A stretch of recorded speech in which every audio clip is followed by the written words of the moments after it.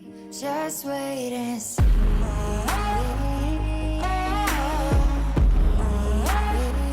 Just wait and see.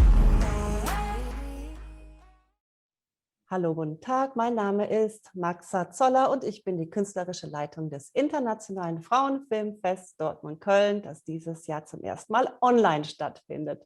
Und mit mir hier ist Johanna Jassera-Klus von Interkultur Ruhr. Wir beide zusammen haben uns letztes Jahr zusammengetan und mit gemeinsamen Synergien gearbeitet und eine künstlerische Rechercheresidenz ins Leben gerufen hat.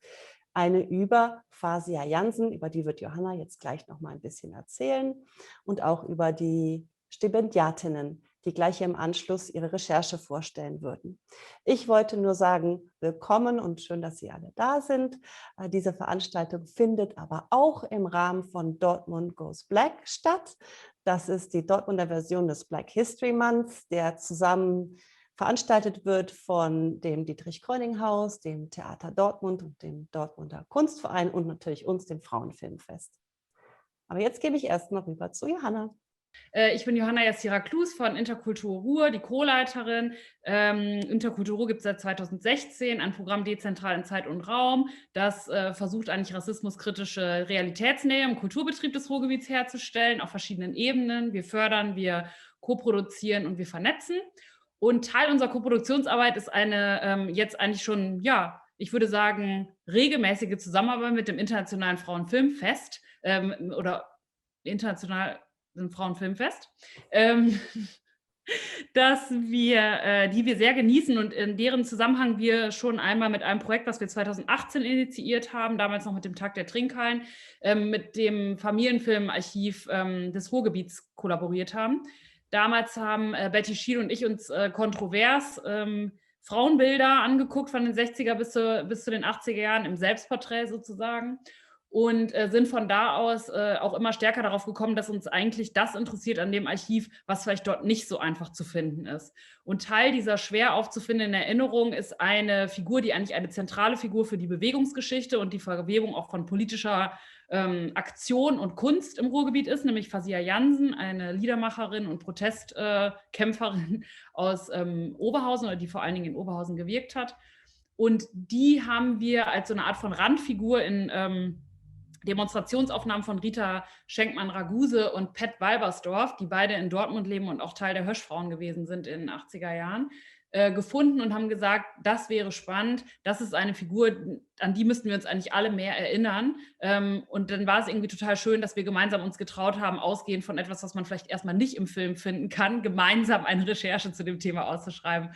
Und umso froher bin ich, dass Mani Garcia-Momaz und Princella Bija zusammen jetzt auch mit der Association for Black Artists, einem Verein, den sie jüngst gegründet haben, und ihrer Kollegin Fayo Said uns einladen, einen Schritt hineinzuwagen in das, was sie rausgefunden und auch nicht rausgefunden haben vielleicht. So, ich freue mich auf diese Präsentation. Thank you. Hallo, mein Name ist Princella Bija und bei mir ist meine Kollegin Mani Garcia-Momaz.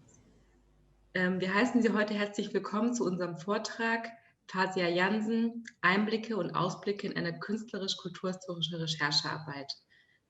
Gemeinsam möchten wir uns herzlich bedanken bei Interkultur Ruhr und dem Internationalen Frauenfilmfestival für die Möglichkeit dieser Recherche zu Fasia Jansen. Insbesondere gilt unser Dank Johanna Jassera-Klus und auch Maxa Zoller für die Organisation während der Recherchemonate. Jetzt freuen wir uns auf die Präsentation unserer Rechercheergebnisse und auf das anschließende Gespräch mit eingeladenen Gästinnen. Zunächst möchten wir Ihnen von den Schritten vor der Residenz berichten, danach von der Residenz an sich, von den Residenzmonaten in Dortmund und Oberhausen, von Wendepunkten. Wir möchten Ihnen unseren Verein, die Association for Black Artists, vorstellen und unsere derzeitigen Projekte unter dem Titel On Black Archives. Und dann zuletzt noch einmal unser Installationsprojekt, was als Gedankenweitergang der Residenz zu verstehen ist. Vielen Dank, Princella. Wie gesagt, mein Name ist Mani Garcia-Momaz und ich werde jetzt was zu dem Prozess oder zu der Vorbereitung auf die Residenz erzählen. Bereits vor unserer Bewerbung auf die künstlerische Recherche-Residenz haben Prinzella und ich uns bereits mit Fasia Jansen auseinandergesetzt, zumal wir über die Jahre individuell über sie gelesen hatten. Ich habe die Verbindung damals erst gemacht, als ich im Kontext meiner Arbeit in Dortmund im Hösch-Museum war und dort eine Ausstellung zu den Hösch-Frauen gesehen habe, in der es auch Bilder zu Fasia Jansen gab. Zur gleichen Zeit haben Prinzella und ich uns kennengelernt und uns viel über Schwarzsein im deutschen Kontext auseinandergesetzt und ausgetauscht und vor allem über unser Schwarzsein im deutschen Kontext. Fasia Jansen als eine schwarze Person, die im Ruhrgebiet gelebt und gewirkt hat, wurde dann Teil dieser Gespräche. Nach einer ersten anfänglichen Recherche haben wir Ellen Dietrich, Fasia Jansens ehemalige Lebensgefährtin, kontaktiert und in Oberhausen besucht, wo sie gemeinsam mit Fasia Jansen gelebt hatte. Sie archiviert unter anderem zu den gemeinsamen Leben mit Fasia Jansen und hat uns von ihren Reisen, ihrem weltweiten Aktivismus und auch Freundschaften wie beispielsweise der mit Angela Davis erzählt. Die Gespräche mit Ellen Dietrich waren aufschlussreich, denn wir haben gemerkt, dass die Materialien, also die Bücher und auch die Filme, die Ellen uns beispielsweise zeigen konnte, oder auch die Personen, auf die sie uns verwiesen hat, größtenteils aus einer weiß-feministisch geprägten Perspektive zu Fasia Jansen gearbeitet haben. Dieser Eindruck hat sich verstärkt, als wir individuell mehr in die Recherche eingestiegen sind. Und das galt auch für die bereits entstandenen Bücher, Filme, Archive, zu denen wir Zugang hatten. Dies hat sich natürlich auch in dem dominierenden Diskurs, zumindest hier im Ruhrgebiet, um Fasia Jansen widergespiegelt.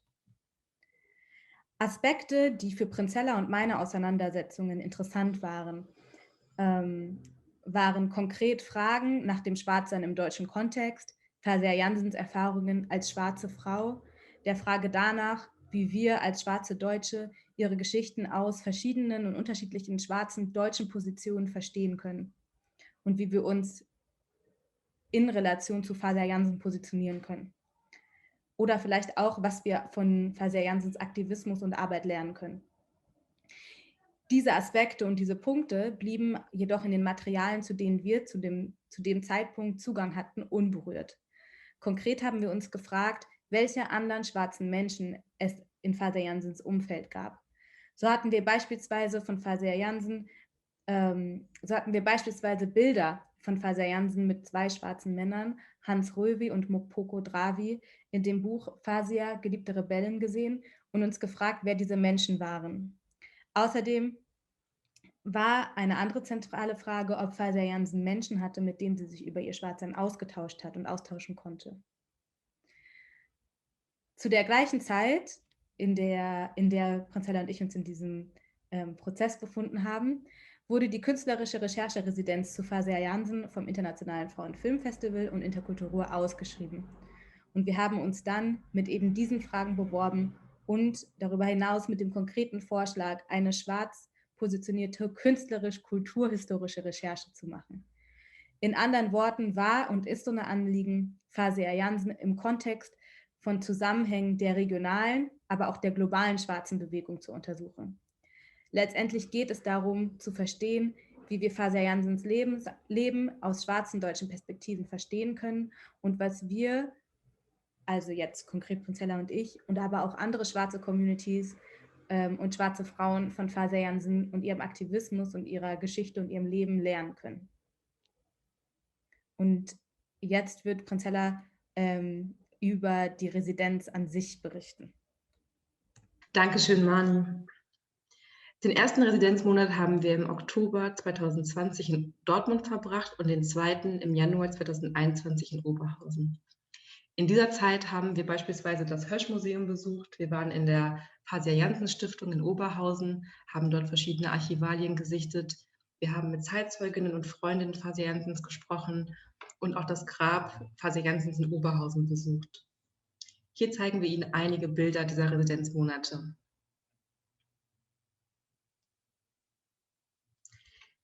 Hier einmal abgebildet der Grabstein, der sehr unscheinbar ist, auf Fasia Jansens Grab in Oberhausen mit der Inschrift Fasia.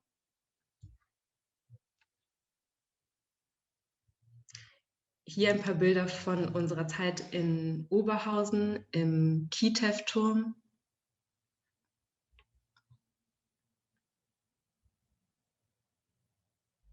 Hier sehen Sie zwei Bilder von Fasia Jansen.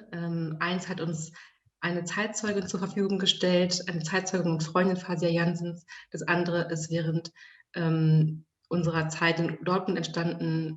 Da haben wir den Film Fasia, geliebte Rebellen im Büro des Internationalen Frauenfilmfestivals geschaut.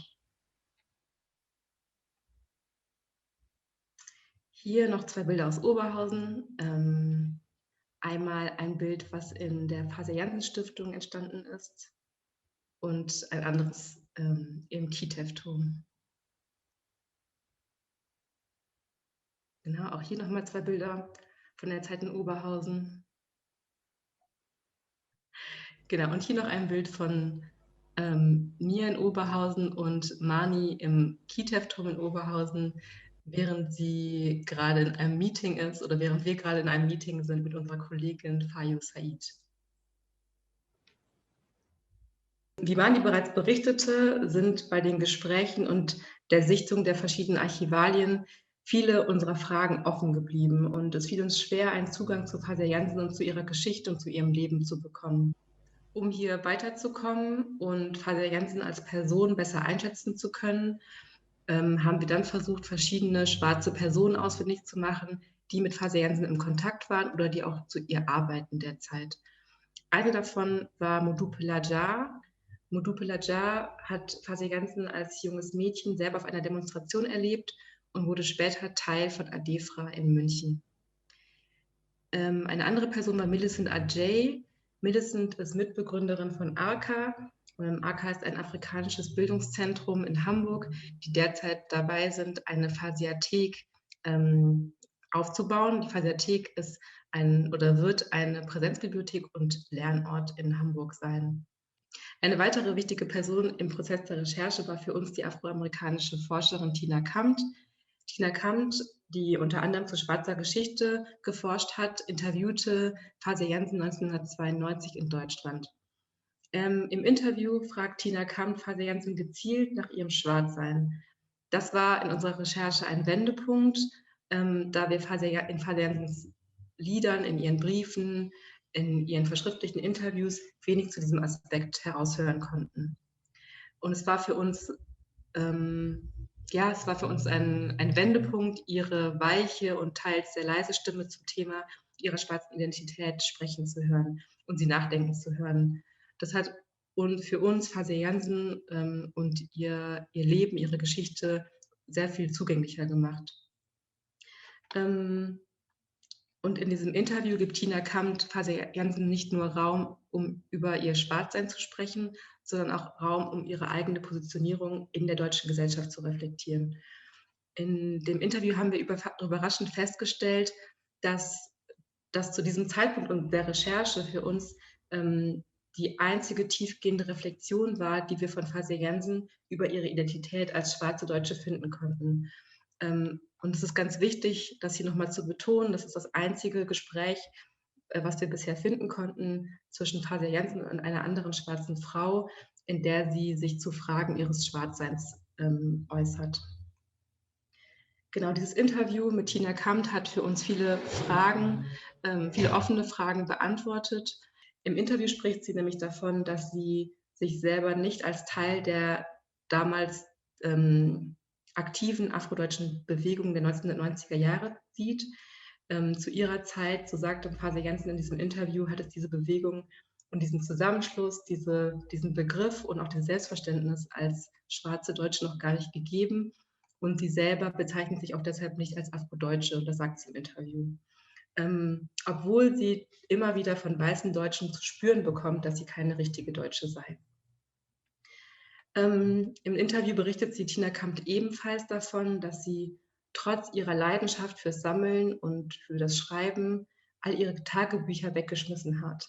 Im Gespräch sagt sie nämlich, dass sie am liebsten diese Tagebücher eigentlich sogar verbrannt hätte, und sie wiederholt immer wieder den Satz, ich will das nicht. Und das war für uns ein hat uns irgendwie zum Nachdenken angeregt, und die Tatsache, dass Fasia Jansen ihre intimen Aufschriften für die Nachwelt unzugänglich gemacht hat oder sogar verbrennen wollte, obwohl ihr das Archivieren sehr am Herzen lag und sie, wie wir auch immer wieder aus anderen Geschichten gehört haben, sehr eine Leidenschaft hatte fürs Schreiben, hat uns dann daraufhin vor die Frage gestellt, bis zu welchem Punkt wir als Recherchierende und Interessentinnen an Fasia Jansens Leben überhaupt vordringen möchten und können, und ob es überhaupt in Fasia Jansens Sinne gewesen wäre, dass wir zu ihr recherchieren und ihr Leben porträtieren. Und diese Frage wiederum hat uns dann auch vor die grundsätzlichen Fragen des Archivierens und auch zu Fragen nach dem Zerstören von Archiven und unterschiedlichen Formen des Archivierens gestellt. Und mit diesen Fragen haben wir uns dann im zweiten Residenzmonat intensiver auseinandergesetzt und auch darüber hinaus diese Fragen auch mit unserer Kollegin weiterhin diskutiert. Ein weiterer Aspekt, der sich hier dran anschließt, ist auch das Thema Fasia Jansens Sexualität. In Gesprächen mit ihren Freundinnen und Zeitzeuginnen wurde uns jedoch berichtet, dass Fasia Jansen nicht wollte, dass ihr Liebesleben und ihre Sexualität eine Rolle oder eine besondere Aufmerksamkeit in der Öffentlichkeit bekommen. Deswegen wollen wir an dieser Stelle einen kleinen Videoausschnitt aus dem Kurzfilm Fasia, geliebte Rebellin von Christel Prima von 1985 zeigen, um sie selber dazu sprechen zu lassen.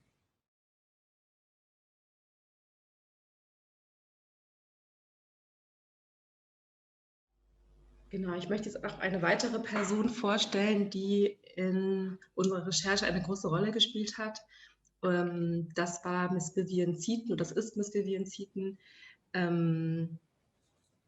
Genau, Miss Vivian Seaton ist die Nichte von Fasia Jansen, das heißt also die Tochter von Fasia Jansens Schwester. Die Schwester ist Princess Fatima Massaquoi, auf die ich später nochmal zu sprechen kommen möchte.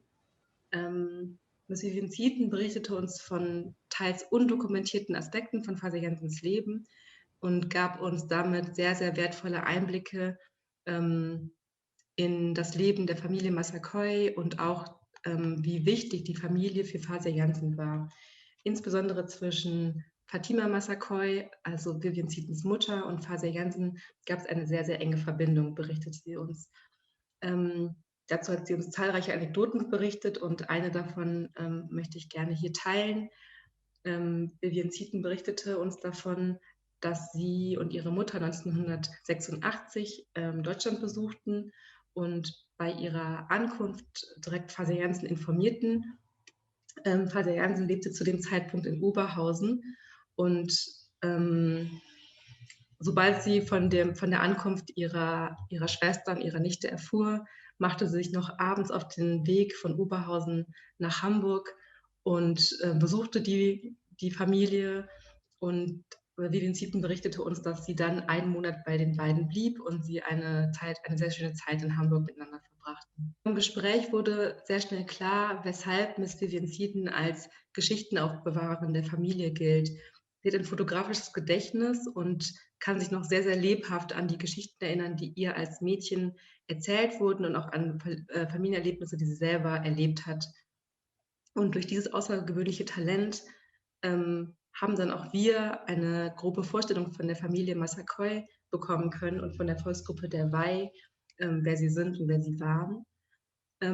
Miss Vivian Seaton berichtete uns auch von dem politischen Aktivismus, von dem Leadership, der sich durch die verschiedenen Generationen der Familie Massaquoi durchzogen hat. Und so erfuhren wir dann auch mehr über Miss Vivian Seatons Mutter, Princess Fatima Massaquoi. Fatima Massaquoi wurde 1912 in Sierra Leone geboren und wuchs bei ihrer Familie in Liberia auf. Im Alter von 10 Jahren begleitete sie ihren Vater 1922 dann nach Hamburg. Dort lernte sie Deutsch und beendete ihre schulische Ausbildung. Anschließend begann sie ihr Medizinstudium an der Universität Hamburg und lehrte an der Universität ebenfalls die Sprache Wai und verhalf gemeinsam im Team mit anderen Forscherinnen und Wissenschaftlerinnen diese zu erforschen. Eine der ersten schwarzen Diplomatinnenfamilien In Deutschland zu sein, war in den 1920er Jahren eine große Herausforderung für die Familie. Und mit dem Erstarken des Nationalsozialismus hatten Familie und Freundinnen große Sorge um Fatimas Sicherheit und ihr Wohlergehen. Entschied sie sich dann 1937, Deutschland zu verlassen und ist in die USA gezogen. In dieser Zeit, das berichtete uns dann Miss Vivian Seaton, war es ihr nicht möglich, Kontakt zu Fasia aufrechtzuerhalten und sie machte sich große Sorgen um sie. Genau, diesen Einblick in das Leben Fatima Massakois zu erhalten, war für uns ein weiterer wichtiger Schritt, um Erkenntnisse über schwarze Personen zu gewinnen, mit denen Fasia Jansen sich umgeben hat. Was uns nach dem Gespräch mit Vivian Seaton nachhaltig beschäftigt hat, sind die vielen Verbindungen und Referenzen, die sie uns mitgab, und vor allem diesen kleinen und sehr eindrucksvollen Einblick in die Familiengeschichte der Massakois. Aus dem anfänglichen Gespräch, das wir initiiert hatten über Fasia, ergab sich dann tatsächlich ein Gespräch über die Familiengeschichte der Massakois, über Fasia und auch über ihre Schwester Fatima. Und das stellte uns dann im Grunde vor neue Fragen, vor viele Erkenntnisse, aber auch vor neue Fragen, wie zum Beispiel die Erkenntnis, dass es in den 1930er Jahren eine dark-skin-schwarze Frau gab, die in Deutschland an der Universität studiert und gelehrt hat. Wir haben uns gefragt, wie waren wohl Fatima Massakois Erfahrungen in Deutschland und mit dem Nationalsozialismus in dieser Zeit. In ihrer Biografie, The Autobiography of an African Princess, und auch in dem Buch Fatima und Richard, ein Paar zwischen Deutschland und Afrika, kann mehr über das Leben von Fatima Massakois erfahren werden. Weiterführende Fragen, die bei uns während der Recherche, in den Gesprächen und auch in anderen Vorträgen über die Recherchearbeit entstanden sind, sind beispielsweise die Frage nach Fasia Jansens Musik und ihrer Rolle als Schwarzliedermacherin. In unserer Recherche haben wir uns bislang nicht explizit mit Fasia Jansens Musik beschäftigt. Und nach einem Vortrag zur Residenz kam die Frage auf, warum Fasia Jansen sich wohl gerade entschied, gemeinsam mit einer Skiffle-Band Musik zu machen. Skiffle ist eine Musikrichtung, die in den Südstaaten der USA entstanden ist und lässt sich dem Genre der Folkmusik zuordnen und hat Einflüsse aus Blues und Jazz. Das heißt also, der Ursprung der Skiffle-Musik liegt wahrscheinlich in der afroamerikanischen Musikkultur des frühen 20. Jahrhunderts. Das Thema der Skiffle-Musik wird auch im Buch Fasia Jansen geliebte Rebellen angesprochen, aber nicht weiter vertieft. Und es wird da relativ gut deutlich, dass da die Verbindung zur schwarzen Geschichte und die Verbindung auch zu den USA ausgelassen wird. Diese Frage hat uns weiter nachhaltig beschäftigt und wir möchten uns im anschließenden Gespräch mit unseren Gästinnen auch diesem Thema widmen. Mani wird nun die Arbeit unseres Vereins, der Association for Black Artists, vorstellen und einige Projekte aus unserer Arbeit. Vielen Dank, Prinzella. Genau, im Juni 2020, also letzten Jahres, haben wir die Association for Black Artists e.V. gegründet. Mitbegründerinnen sind unter anderem Fayo Said, Prinzella Bijar und ich. Zurzeit arbeiten wir hauptsächlich in Deutschland und unser Schwerpunkt liegt derzeit im Ruhrgebiet. Unser Ziel ist es, schwarze Kunstschaffende und KünstlerInnen in Europa zu unterstützen. Wir produzieren Events und künstlerische Erfahrungen, die sich momentan auf das Thema des Archivierens schwarzer Geschichten konzentrieren und darüber hinaus eine Sprache zum Schwarzsein in lokalen europäischen Kontexten zu finden. Vergangene Projekte waren beispielsweise das Black Hair in the Hague Project, Conversations on the Lockdown. Hier ging es spezifisch darum, die Erfahrungen schwarzer Menschen während des Lockdowns festzuhalten.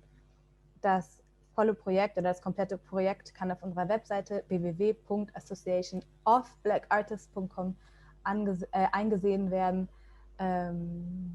Und wir haben vor kurzem den Namen des Vereins geändert und unsere Domain läuft noch über den alten Namen.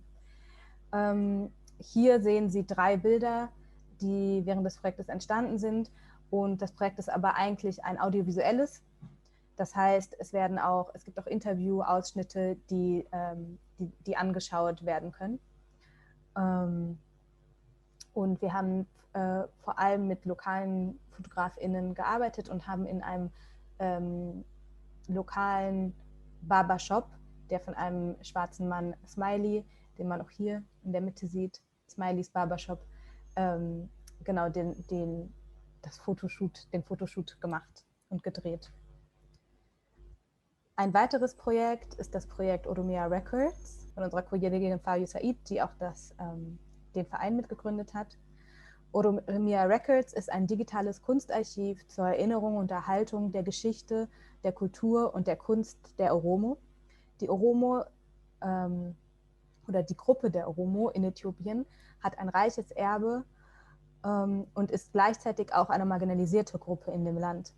Das Archiv zielt daher darauf ab, Oromo-Musik, Bilder, Tänze, Praktiken und mündliche Überlieferungen zu sammeln, zu kuratieren und gegebenenfalls auch auszustellen bzw. zusammenzustellen, mit dem Ziel, das kulturelle Erbe der Oromo online zugänglicher zu machen.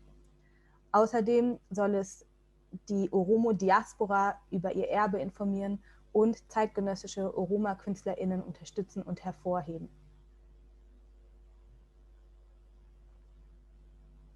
Ich werde nun etwas zu On Black Archives erzählen, denn die Tatsache, dass uns ein konkreter Zugang zu Fasia Jansen gefehlt hat und eben ein Großteil der Archivalien aus einer weiß-feministisch geprägten Perspektive stammt, hat letzten Endes dazu geführt, dass wir Abstand von Fasia Jansen als Person genommen haben und ihr Leben in einen größeren Kontext gesetzt haben.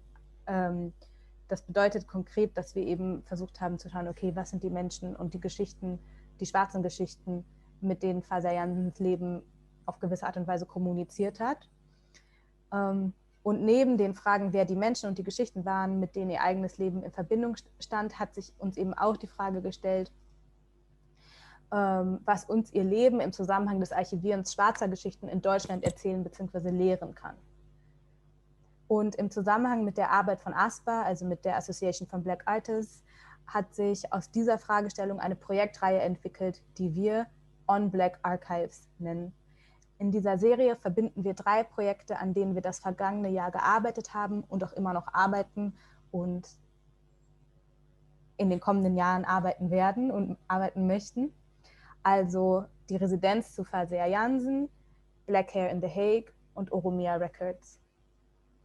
In der Reihe geht es darum zu hinterfragen, welche Formen des Archivierens in einem spezifischen Kontext hilfreich sein können und vor allem aber auch darum, was die einzelnen Projekte gegebenenfalls voneinander lernen können und wie sie untereinander in einem Dialog stehen. Ein Aspekt hiervon ist auch die Frage danach, wie ein Archiv und wie Archivalien erlebbarer und zugänglicher für eine größere schwarze Gemeinschaft und Diaspora gemacht werden können. Ein Lösungsansatz, oder eine Idee, die wir dazu haben, wie das geschehen könnte, wird Prinzella jetzt vorstellen. Die Recherchearbeit zu Fasia Jansen und die Fragen, die dabei für uns aufgekommen sind, waren für uns Ausgangspunkt für das Installationsprojekt. Mit der Installation wollen wir Fragen nach alternativen Formen des Archivierens und auch nach alternativen Ausstellungsräumen sichtbar und erlebbar machen.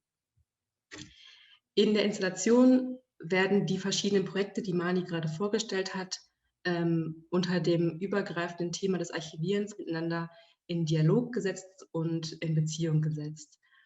Die Umsetzung des 3D-Installationsprojekts war möglich durch Samuel Jar und seine Firma Image Alchemy Studios, bei dem wir uns hiermit noch einmal herzlich bedanken möchten. Das erste Bild, was Sie hier sehen, zeigt unser Projekt aus der Vogelperspektive. Den physischen Rahmen der Installation bildet ein bespieltes und begehbares Rondell aus Stufen, ähnlich einer Tribüne. Oberhalb dieser Stufen befindet sich eine Wand, die sowohl von außen als auch von innen bespielbar ist. Der Auf- und Abgang der Stufen wird durch eine Rampe oder durch verschiedene Rampen erleichtert. Und diese Stufen sind so breit, dass man auch auf ihnen sitzen kann. Im Zentrum sehen Sie hier die Installation eines Oderbaums, um den herum Bänke platziert sein werden. Und zu der einen Seite zwischen dem Oderbaum und den Rängen wird eine Hütte aufgebaut sein. Und in dieser Hütte wird das Projekt Oromia Records erlebbar sein. Im Inneren der Hütte befindet sich dann eine Installation eines Teiches und verschiedener Wasserpflanzen. Bilder, Bänken und einem Screen. Auf der anderen Seite zwischen Oderbaum und den Stufen finden Sie die Rechercheergebnisse zur Residenz zu Fasia Jansen. Dort finden Sie 4 Cubes. Einer davon wird begehbar sein, eine Art Audiokabine. Und an den Wänden der anderen 3 Cubes finden Sie dann Bilder und Materialien aus unseren Recherchemonaten. Die Außen- und Innenseite der Wände auf den Stufen, die auch bespielbar sind, werden unser Projekt Black Hair in The Hague, Conversation During the Lockdown tragen. Genau, da sehen Sie jetzt einige Bilder und es wird auch Videomaterial dazu gezeigt. Genau, hier sehen Sie nochmal die Installation aus der Außenperspektive. Sie sehen die Stufen, Sie sehen die Außenwände und den Oderbaum in der Mitte der Installation. Hier sehen Sie noch einmal die Stufen von innen. Sie sehen auch den Präsentationstisch, einen der Cubes zu Fasia Jansen und die Innenwand mit dem Projekt The Hair, zu Black Hair in The Hague. Genau, hier noch einmal die Hütte, in der Oromia Records zu finden sein wird, von außen. Und hier noch einmal die Audiokabine mit Blick nach innen, genau, mit einem Bild, ein Porträt auch noch von Fasia Jansen. Abschließend möchten wir Ihnen auch noch einmal unseren Rundgang durch die Installation zeigen.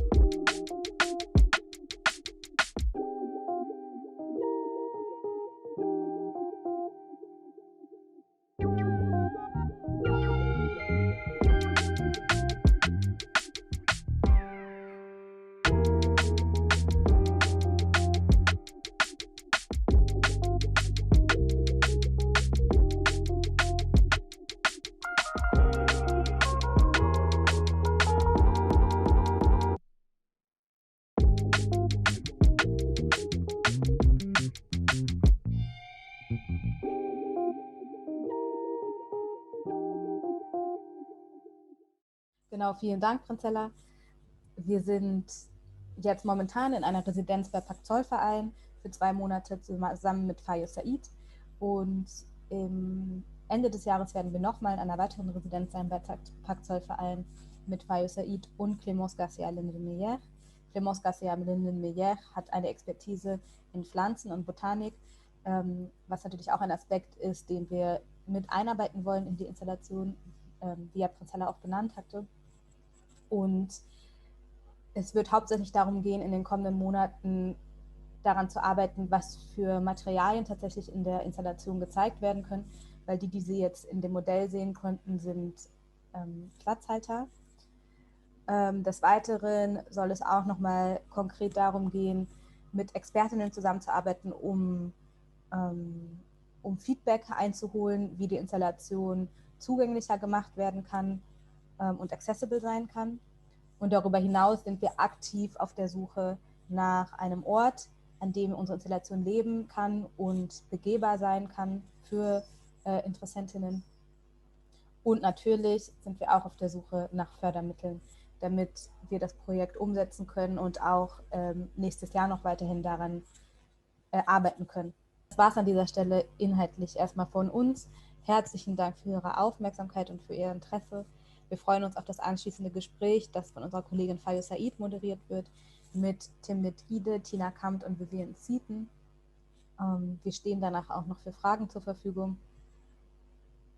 Und als letztes möchten wir noch Danksagungen aussprechen. Unser Dank geht an Brigitte Sonnenthal, Ellen Dietrich, Fayo Said, Gabi aus Oberhausen, dem Hösch-Museum, Interkultur Ruhr, dem Internationalen Frauenfilmfestival, Isolde Parusse, Johanna Yassira Klus, Kitev Kultur im Turm e.V., dem Künstlerhaus Dortmund, Lies Camelia, Martina Franzke, Modupe Laja, Millicent Ajay, Pak Zollverein, Rita Schenkmann, Samuel Jar, Tina Kampt, Timnit Gide, Uli Langenbrink, Vivian Seaton und Vanya von Zotum.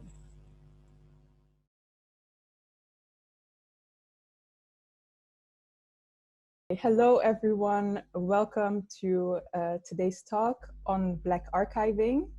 We're very happy to have all of you here. I will start with a brief introduction of all the participants and myself before going into the actual panel. So I will start with Tina Kampt. Tina Kampt is Owen F. Walker Professor of Humanities and Modern Culture and Media. She is a Black feminist theorist of visual culture and contemporary art, and one of the founding researchers in Black European studies. Her early work theorizes gender, racial, and diasporic formation in Black communities in Europe, focusing especially on the role of vernacular photography in processes of historical interpretation. She has conducted interviews with Fasia Jansen in the early 1990s, which served as an important source for Princella and Marnie's artistic residency on Fasia Jansen. Next, we have Timnit Gide, Eritrean by way of southern Germany. She is one of the co-founders of the Berlin-based music label and the platform Alfose, highlighting queer and BIPOC artists. She works as a musical curator, audiovisual artist, radio host, and cultural producer. As a DJ, she is part of Austria's first all-Black, all-femme DJ and MC collective called Bad and Bougie. Currently based in Vienna, she's constantly aiming to build bridges through her work between diaspora and the continent. Next, we have Princella Bija. She was working as an educational consultant on anti-Black racism. As a cultural worker, she commutes between the Ruhr area and Berlin. She has been the curatorial director of Curl Collective and a member of the Association for Black Artists since 2020. In her work, she's currently concerned with the topics of community care and self-care in Black communities. And last but definitely not least, we have Marnie Garcia Mommerts. She's a curator and cultural producer with experiences at institutions in Brazil, Germany, and the Netherlands. In her work, she centers the Black experiences and mainly works on projects which are aimed at community building. And currently she's pursuing her MA in Museum Studies at the University of Amsterdam. Yes, thank you all for being here. I'm quite excited to have this conversation with you all on archiving. I'll quickly also introduce myself so you know who I am. My name is Fayo Said, and I'm a photographer and organizer from the Netherlands. How I'm kind of linked to this, I myself work on a digital art archive where I collect and curate Oromo cultural heritage with the aims of preserving and remembering this culture from Ethiopia. And this project is called Oromia Records.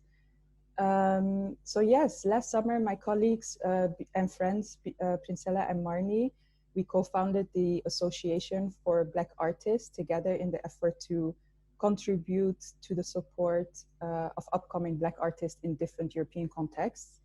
And during this process, actually, Princella and Marnie were chosen to do an artistic residency on Fasia Jansen, which was initiated by Interkultur Ruhr and the IFFF, the International Women's Festival, Film Festival. So yes, while they were doing their research residency, I was also working on establishing this digital art archive, Oromia Records. And we kind of both experienced some challenges, and we started to have these conversations on archiving and ask these fundamental questions. So in this context, this talk is kind of taking place because Marnie and Priscilla, they wanted to have some different positions, like gather some different positions to converse about archiving while Black and also archiving on topics of Blackness. So yes, we hope today there will be a fruitful discussion or conversation surrounding these topics. And I think because this all started with this artistic research residency on Fasia Jansen, I'd like to actually start with Princella and Marnie. Because yeah, like I said, I know we've had a lot of conversations about this topic. So like, for example, like the different forms of archiving or who gets to archive and who has access to archives. I'd like to know from the two of you what your experience was during this research residency on exploring like Fasia's life, and what were some challenges that came up during this residency, and kind of how did these experiences trigger the larger conversations that we've had about archiving. Okay, thank you, Fayo.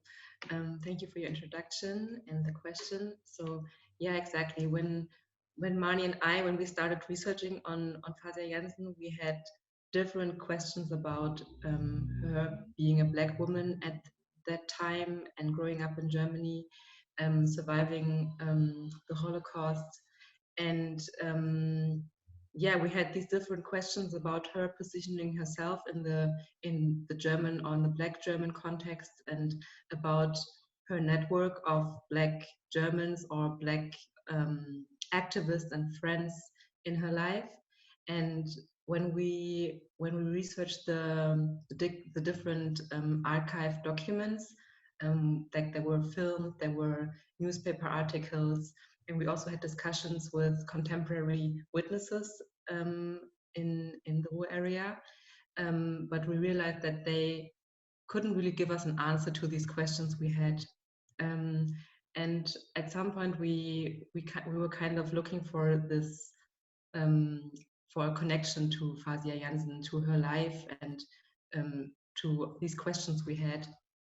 But we realized that all these archive documents and all these discussions around her were out of like a white German feminist perspective, and that the Black perspective at that point stage we were with our research was kind of missing, especially from the German context. And so the questions at that time arose about like who was archiving about Fasia Jansen's life, and out of what perspective, and what were these perspectives thinking of being important to archive.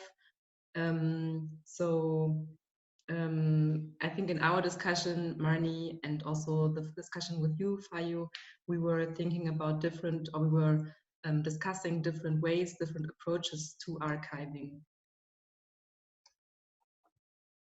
Yes, thank you, Princella. What I also remember from those conversations was this one point in your research residency where you found out about Fasia's wishes of burning her diaries, right? She wanted to kind of leave the past in the past. She wanted to kind of destroy these diaries. And I remember this was also kind of a fundamental or like essential point in your research, where these questions came up again.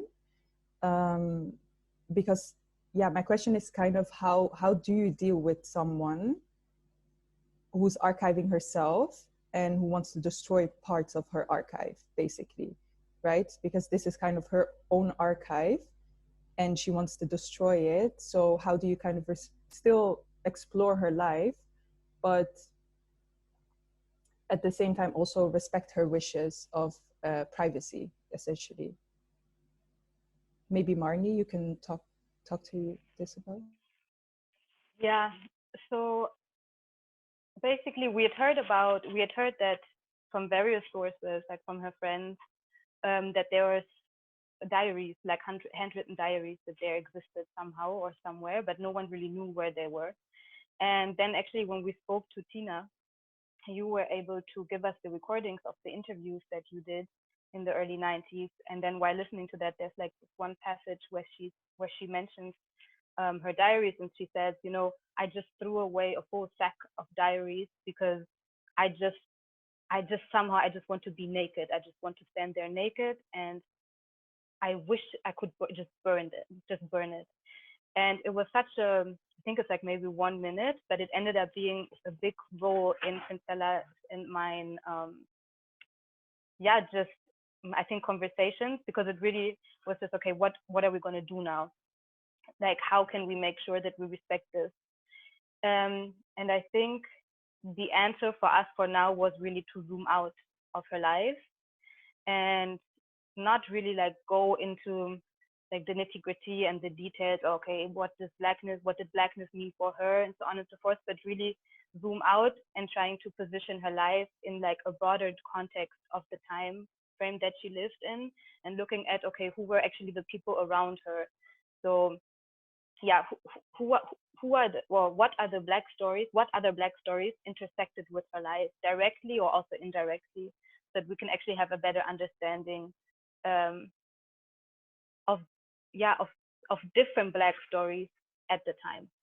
I think that's how we went about it for now, because it was really difficult, and it's still something that we are struggling with. I don't know, Princella, do you have anything to add to that? Or maybe also Tina, this was also something that you noticed when you recorded the interviews. Maybe just to add to that, maybe just to make it clear also in our discussion, that these interviews were like a very important turning point for us. Like these interviews, and also talking to Miss Vivian Seaton, was when I talked before about these problems we had in our research and not finding Black perspectives on Fasia Jansen's lives.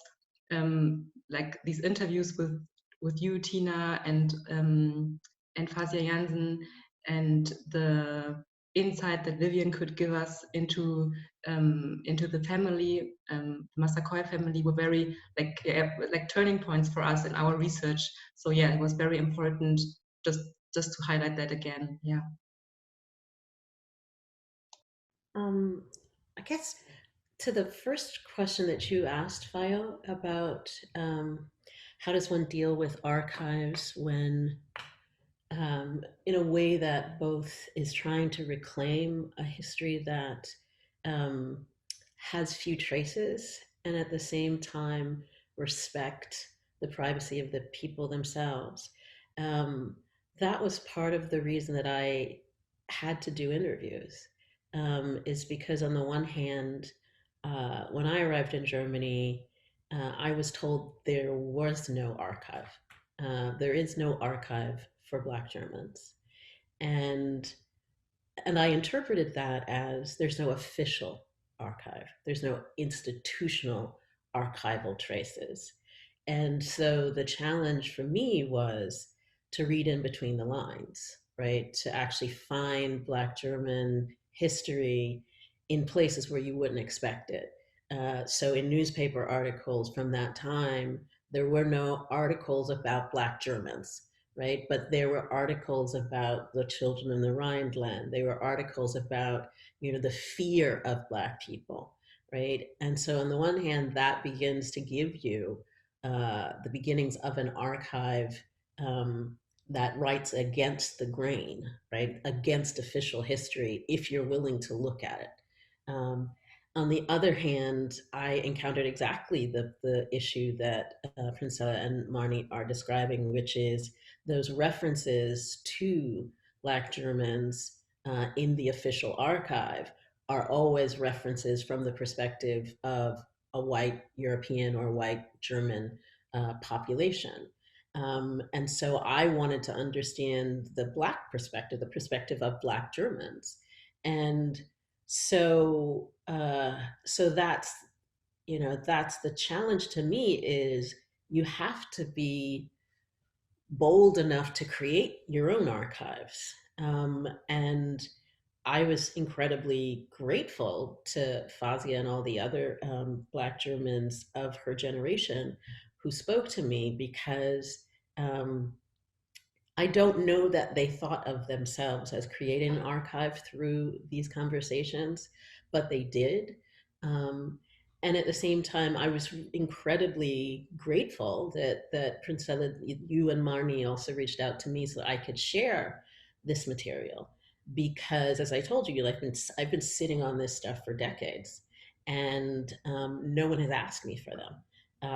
And it was a pleasure to share them with you. And the other thing was that I shared them with you because I was really, really interested in what your perspective is on them, on her testimony as Black Germans yourselves from a different generation.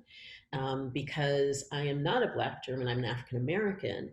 And all of my conversation was from the perspective of, I do not share your history. And I respect it, but I know it would have been different if she had been talking to you. And that those things, and even when you say what you just mentioned about how important that passage was about her diaries, different people hear different things, in the same way that different things are important in an archive depending on what perspective you come from. And so it's not just about the creation of the archive, it's about giving people access to that archive and allowing them the freedom to interpret it and analyze it from their own perspective. And I think that that is how you build an archive, is not just the collection, but giving people access to it. Thank you. Yes, so you kind of already, Tina, mentioned your positionality as a US American archivist and researcher. And this is kind of also what I wanted to go into, because I was wondering, what was this, why did you want to research Fasia Jansen actually as a US American? And was there something about her story that attracted you into having these interviews with her? And then also added to that, were you aware of your position when you were having these interviews with her, that you came from a different context, and how did you kind of prepare yourself, or how were you aware of this, that you were speaking to a German Black person, like an Afro-German? There's a whole lot of big questions.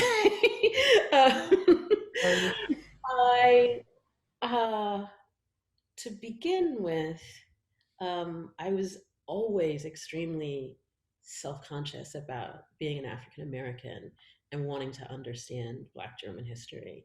And one of the things that attracted me, that interested me, and drew me to have to do this research was that when actually the second time that I was living in Germany and I was taking German classes, and that was in Bremen, and I was at a street fair, and a Black German man came up to me and introduced himself and talked about what it meant to be Black German and how different that was from being African American.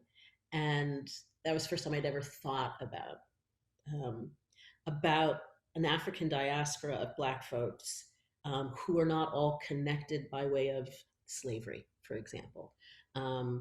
And then sort of trying to understand wanting to understand what that experience was, because in a lot of ways there was a parallel to my own personal history, because I grew up in a neighborhood where we were the only Black family for a good part of my life.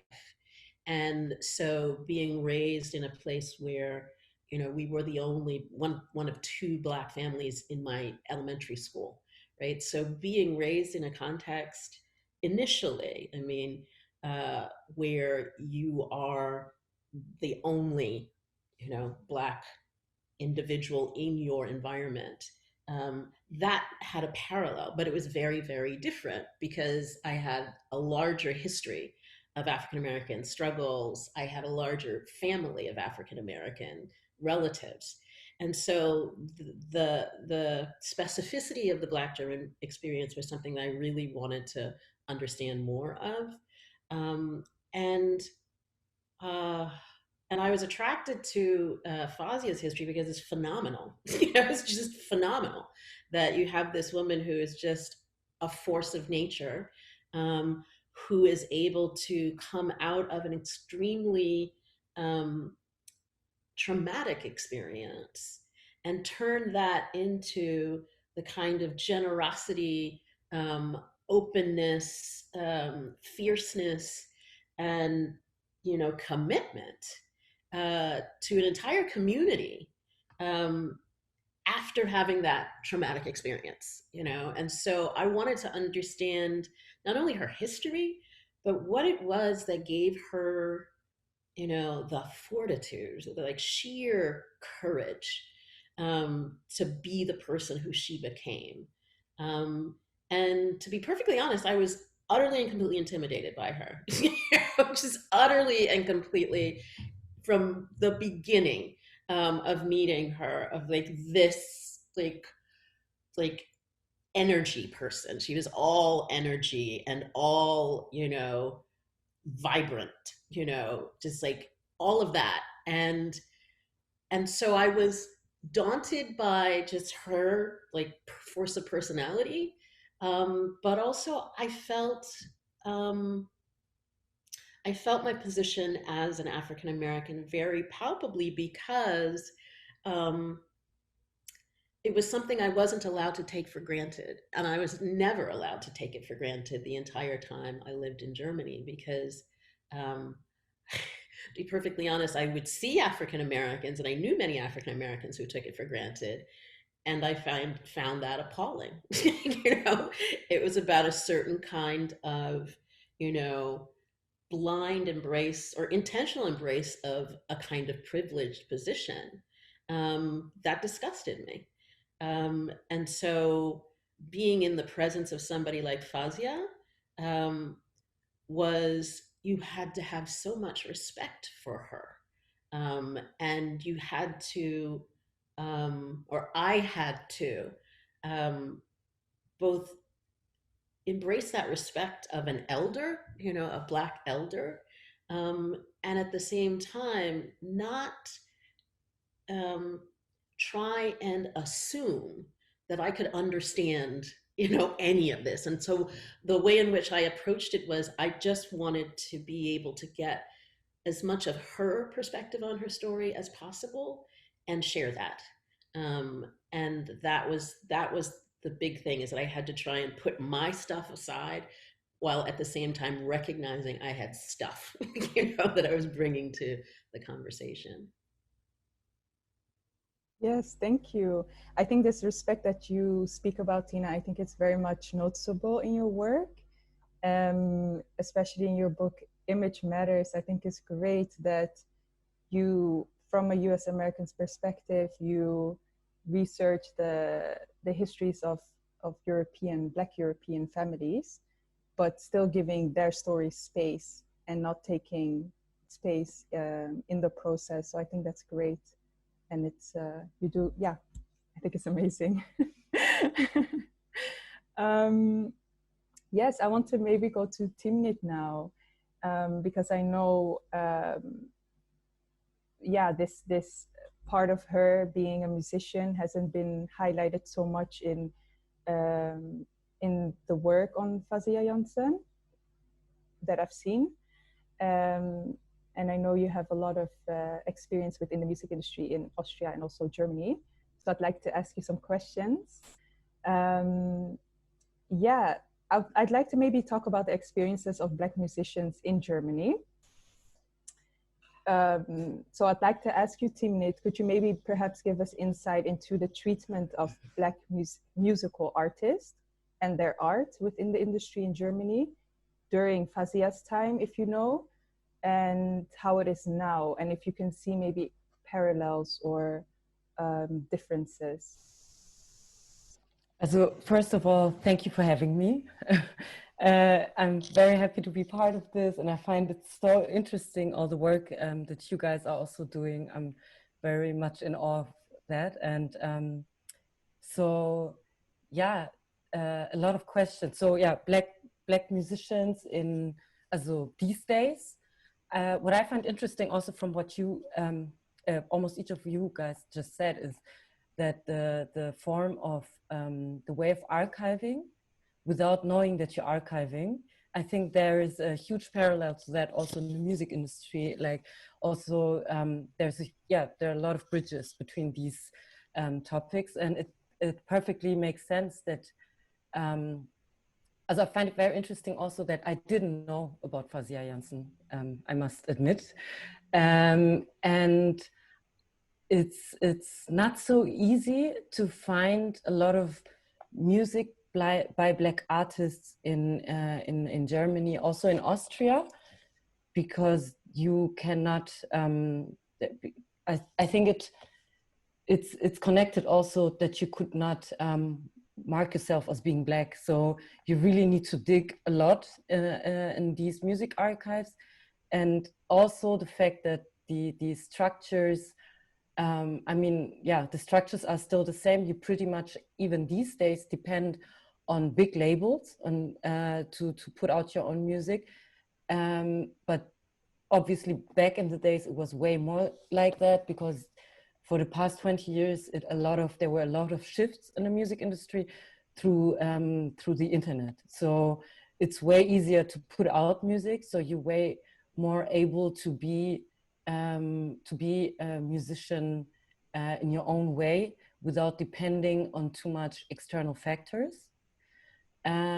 Even though the structure, I think, still didn't change too much. I think there's an awareness where the actors in the music industry are trying to perform a certain, to be free of racism, discrimination, sexism, and so on and so on. Yet it's still the same, I would say, from what I've researched, and also from the way the structure is, like exploitation of artists is still a huge thing. And it used to be a huge thing as well. Even the labels that kind of present to this day themselves as they would be always having pushed a lot of Black artists also in the US. I mean, Motown still was the amount of money Motown made in comparison to how many artists were there underpaid and still didn't get the money now, or still their families do not get the money even though the music is still being played. So I think there is something that really didn't change. So and I think also that you can so the treatment of Black artists, what always strikes me is that in comparison to how much Black music is being consumed, and in comparison to what role are Black people having in the industry, and it's still not enough.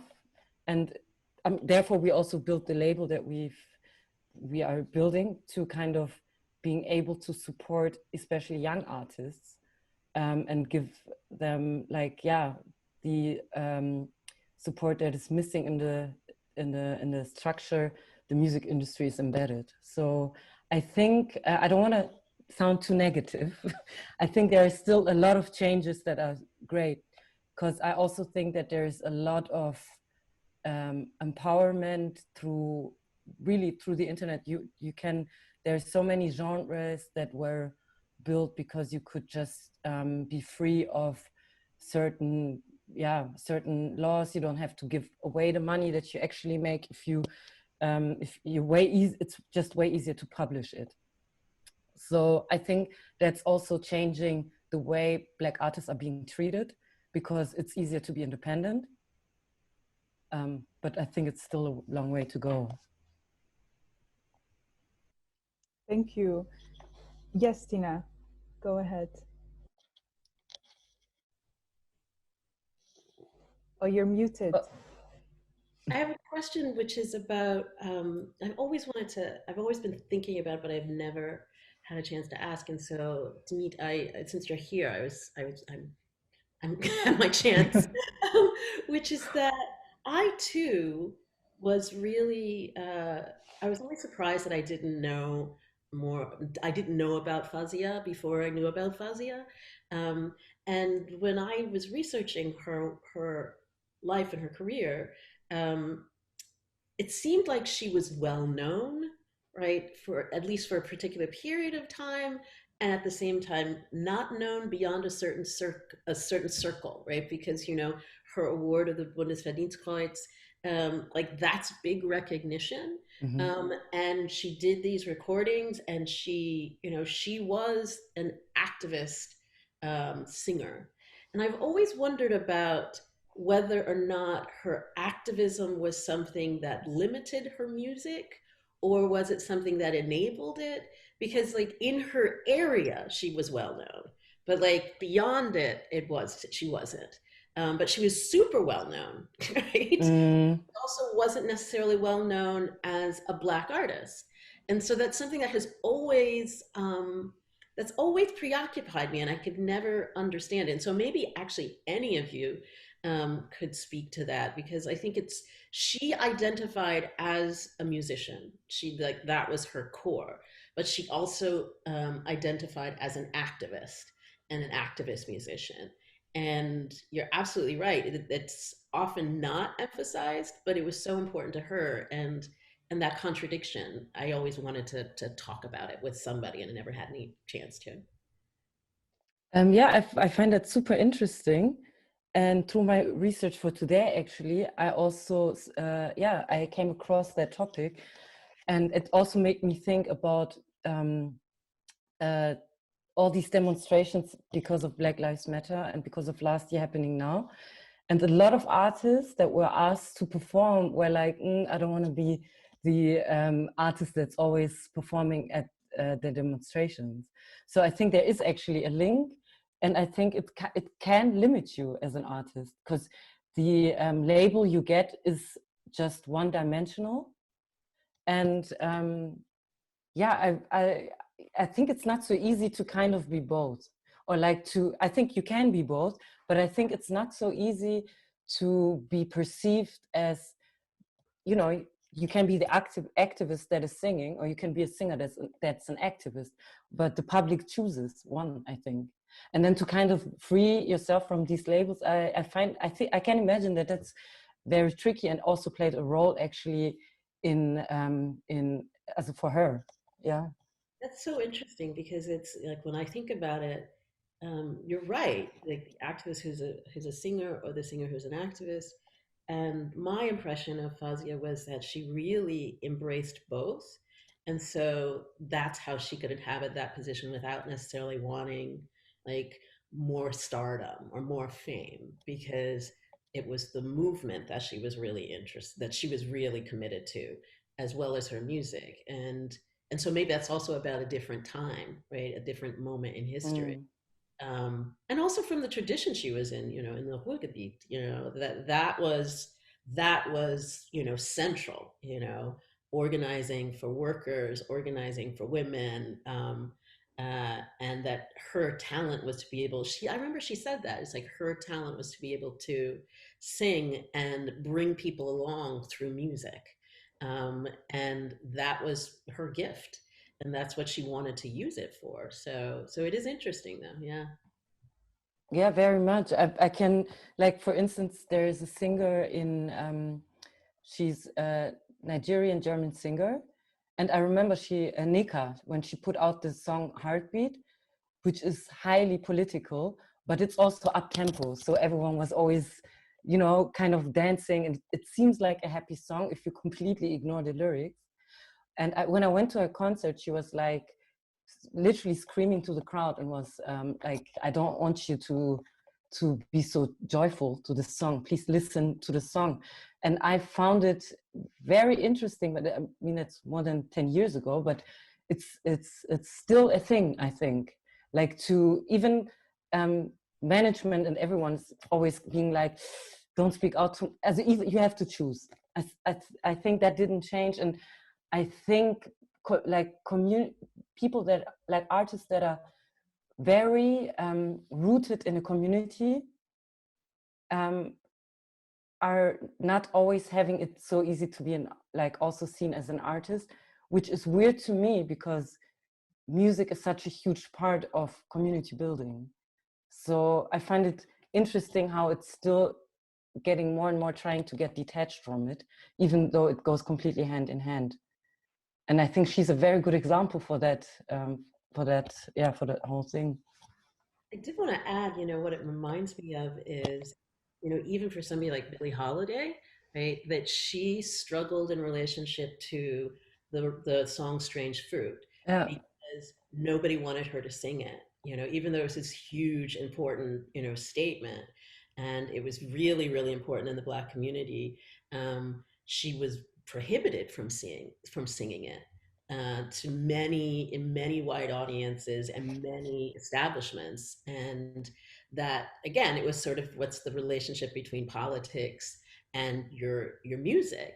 And, it's not just about, what you aspire to, it's that the industry really also wants to set rules and limits on how political you can be with your music. Yes, I think this point about politics and music is really interesting. Also from my work with Oromia Records, where I am mostly looking at songs, and most of these songs are like drenched into politics. And I thought what Timnit just said now about community, I think it's very interesting because indeed within the Oromo community, music is such a central role and you cannot see it separate from it. And of course, Fasia Jansen's music has also brought a lot of people together because people knew her songs, people would sing her songs with her and they knew, oh yeah, that's Fasia Jansen, she's on the guitar. And I was wondering, Timnit, through your own work with your record label, and I know also your work that you're starting with supporting contemporary Eritrean musicians, how do you see, or do you see something similar happening? So like communities being created around music and maybe also the political message. And what do you think, what role does music play in this community building? Can we use music for community building, essentially? Yeah, definitely. As with the Eritrean music I was listening to at home, I grew up with. I never understood that it's political until I was very old, 16 or 17, and I speak Tigrinya. But it was always like they were talking about a woman, but the woman was Eritrean. I never understood. And I always thought, oh, these lovely love songs, but they're not love songs.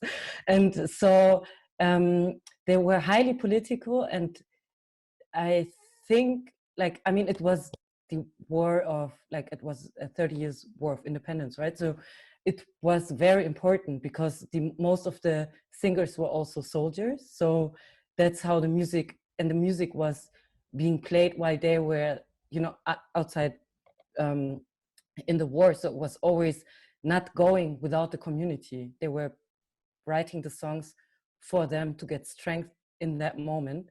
So there was never a thing like music was so much embedded in the within the community, and it's not like you write your own music at home alone and then you publish it. It's way more growing together, and I think that part is still a huge part. It is still even these days there.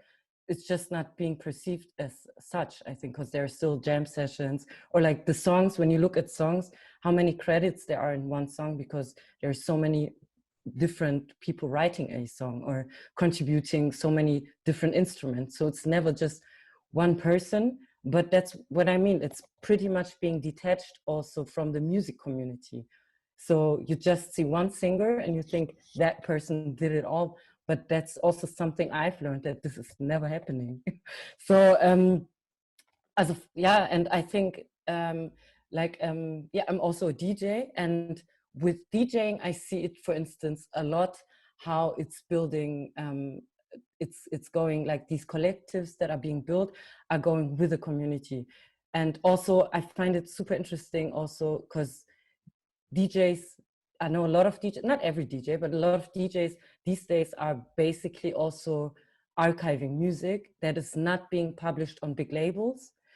The more like, how do you say that? But the less known the genre is you're playing, the less likely it is that it's published on a big label. So you have to dig, even though you're digging on the internet, you're digging a lot. And there is a lot of music that is pretty much known in small communities, but not known to a lot of, like to the bigger public. And I think, so you kind of depend on having this community because otherwise no one would dance at your party. So it's also, it's very pragmatical, but also these collectives that like, also Bad and Bougie, for instance, which I'm part of, we built this collective through a party that we once did because the lack of space we have in Vienna. Like there is not a lot of space for Black people, queer Black people to kind of feel safe and just go there, connect, see each other and have a nice time. So it's heavily connected to a community.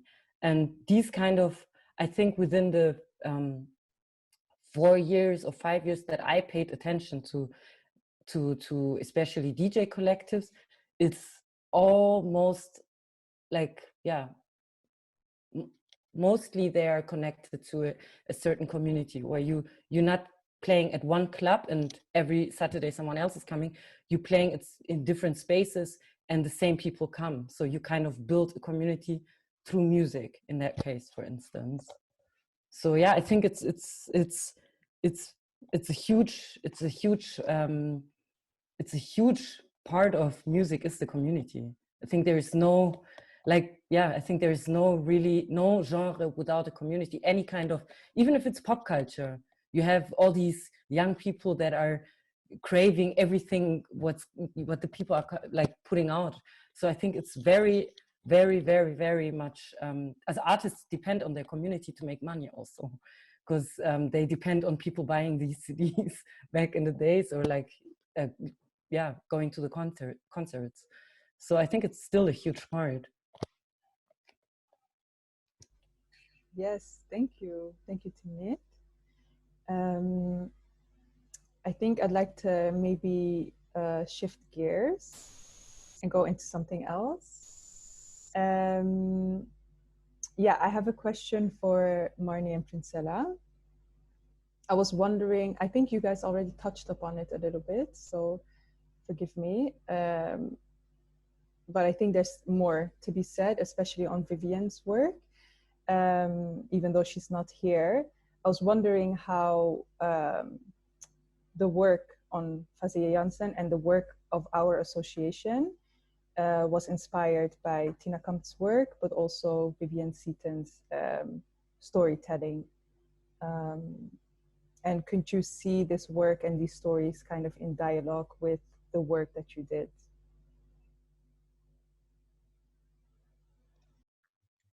Okay, I can start maybe on yeah, telling about the talks with Vivian.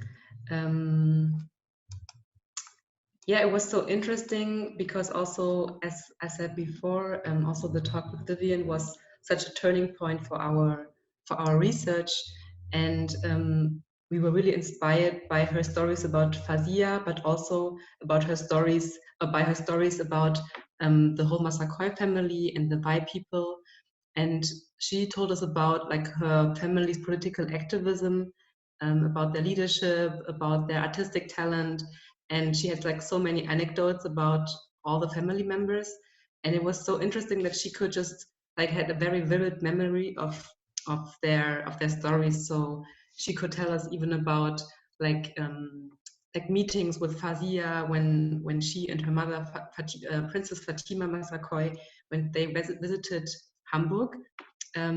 She could even tell us about like very small details about their visit and their visiting also Fasia. She could tell us about like other siblings in the family, and yeah, it was just very inspiring hearing her telling us about the family.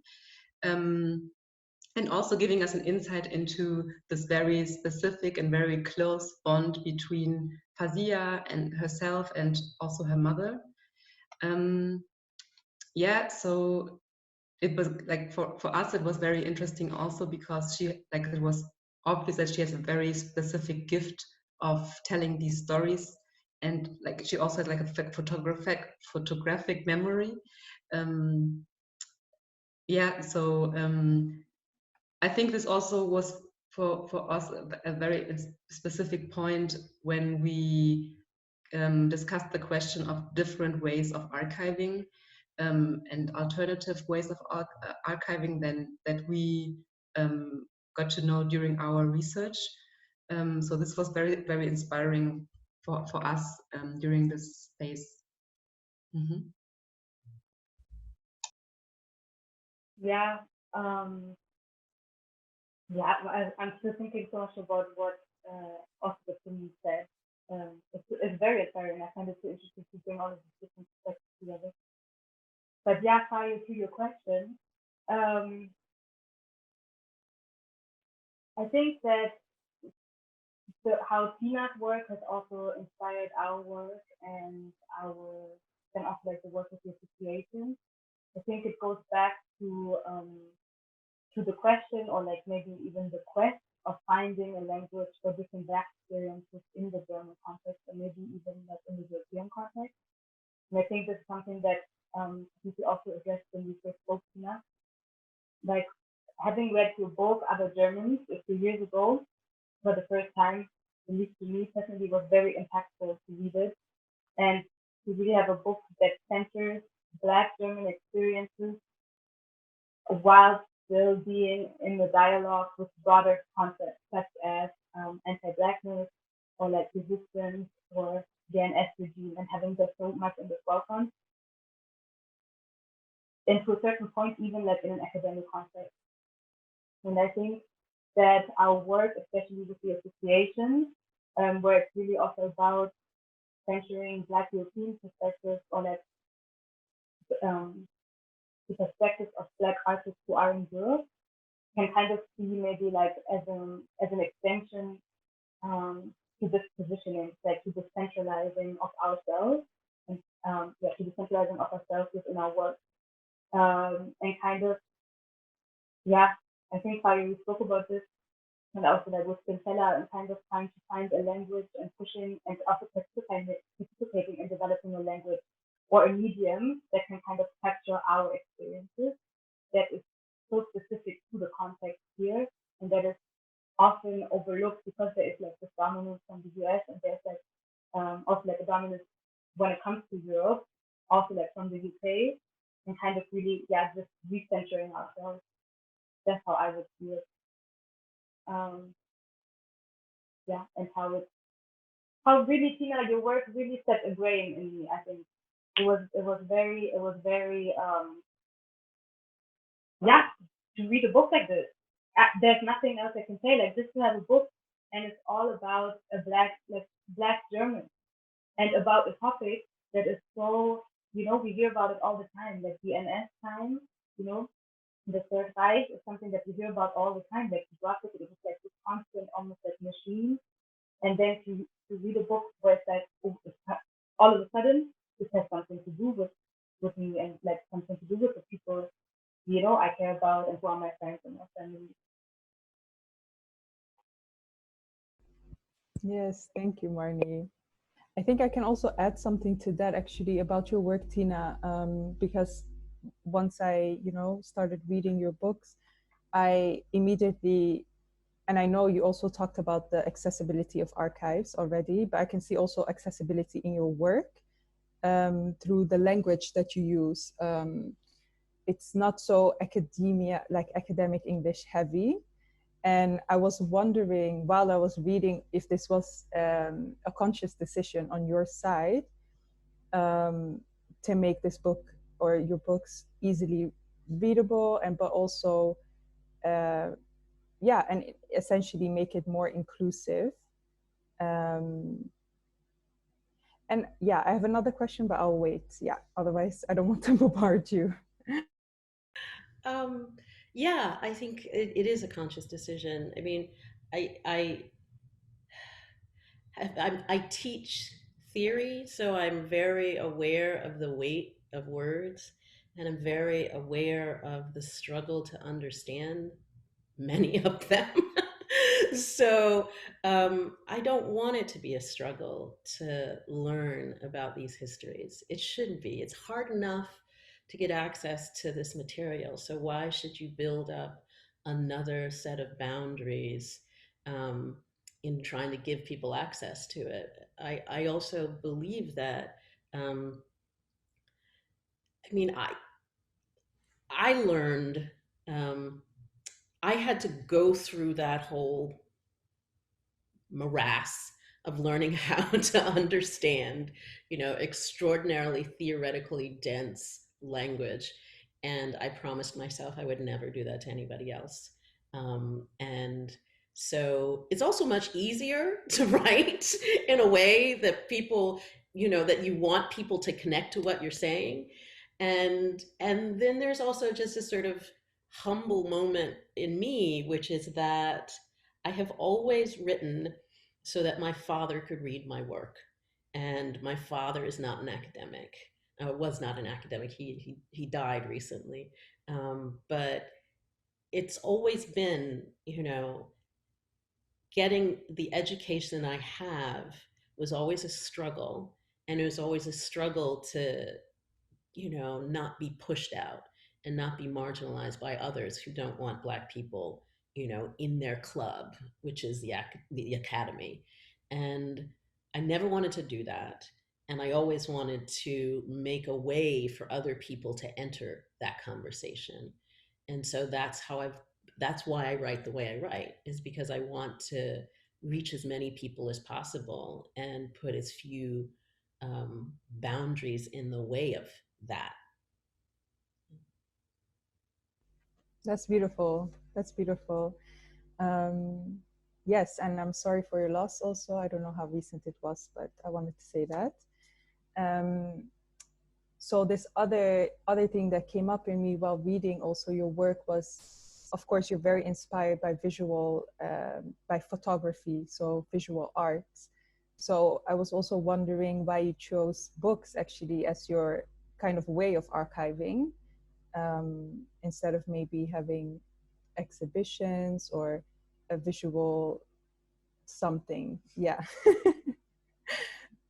And also why English actually, because I understand that you speak German. So also why this decision for the English language? I'm curious. Well, the short answer about why I never chose any other medium is because I'm not an artist and I don't trust myself to be any good at doing anything else. I've learned a lot from curators, and I love collaboration. But words is what I'm best at, and so that's why writing, and that's why a book. Also a book because it can reach a lot of people, even if it is, a commodity, which it is. And English is my first language and it's my confidence language. And even though I speak German, I suck at writing in German. My written German is not good. And people are shocked how not good it is because my spoken German is very good. So I try not to embarrass myself by doing that. But yeah, and I've always loved translation. I love translating from German to English, but it is an art form to translate, and I still think in English since I moved back from Germany. When I was in Germany, I thought in German, but I could never, German grammar is a very special thing. And So I always found that that was what I needed to do. I needed to write it in English. But I do regret not having my books translated. I do regret that. I didn't really think I could find a publisher or anything like that. So I never pursued it, but I wish that it had been translated. I mean, I don't know how the publishing world works, but I don't think it's too late. I think it would be very beneficial for Black Germans, especially, to read this work in a language that they grew up with. Yes, Marnie. Yeah, especially I think that goes back to what you just said, Tina, like of making it accessible also, you know, like making it accessible, and like the fact that we can read your book, you know, also has to do because we speak a certain language, and that's not only because we speak English, but also we are able to read also the way you are writing, because like obviously it's not a novel, but it's not completely academic. It's not very difficult to read, but it's still within a certain framework. So yeah, I think it would be great to have it in German. I think it would have been made my life a lot easier because I probably would have come across it way earlier. Yeah, you know, I mean, now you're encouraging me because, you know, when it was first put out, it was the publisher. The publisher had the rights to get it to commission a translation. But at this point, I wonder if I could do that. I could buy the rights to do that and pursue it. It is my book, so it's something. Now you're making me interested. So I'm going to actually reach out and see how that would work. I have some friends who can help me on that. So thank you. Thank you. Great, great. Hopefully something comes out of that. Then actually, I have another question for you, Timnit. But I do have a question actually about, it's concerning crediting, because I know also in your work, you very much focus on crediting. I know we've spoken about how a lot of, or there's been instances where white people, they just take an Eritrean song or Ethiopian song. I know it happens a lot where they republish it, like the Ethiopiques, I think it's called, yeah. And Awesome Tapes of Africa. These are all examples. And I'm wondering, because I know also you said something about how music can be seen as archiving, right? So again, if we look at Fasia Jansen, if we listen to her music, we can kind of tell what type of time she was living in, what were the issues that were very important. So it was the working people, you know, they were protesting for better pay, better working conditions. So in a way, it's kind of time travel also. You can, when you hear a song, you listen to the music and the lyrics. So I was wondering, Timnit, what role do you think music can play in archiving Black stories, Black narratives, maybe especially in the German context or even globally, especially with your work of properly crediting and supporting Eritrean musicians? Because when I think there's a link in between archiving and also properly crediting, because obviously if you don't credit someone in a right way, you don't know where it really came from, and then can you actually archive it properly? I'm sorry, I'm kind of already answering the question, but I'm really curious to hear your perspective. Yeah, a very interesting question. But yeah, I think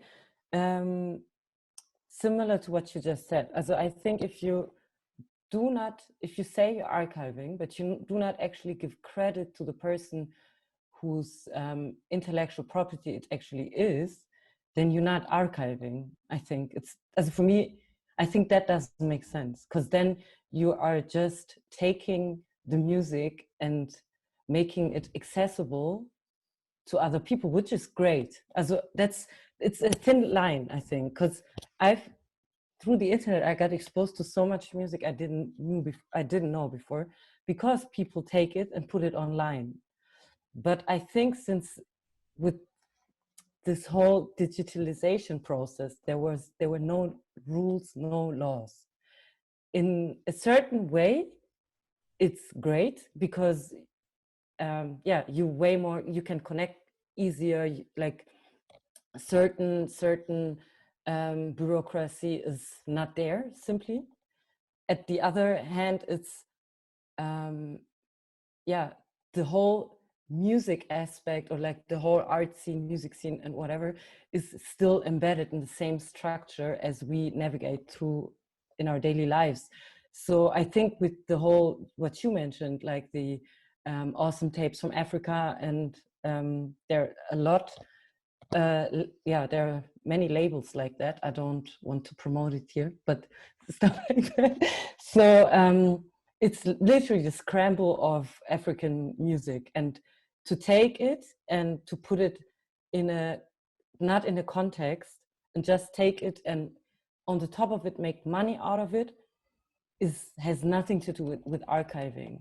Because I think, even if you call it archiving, it's a type of archiving I would not support. Because it's the most important thing is to kind of give credit to the person correctly, is also goes hand in hand with putting the music in an important context. With Fasia Jansen, for instance, it's also, I think, not so easy to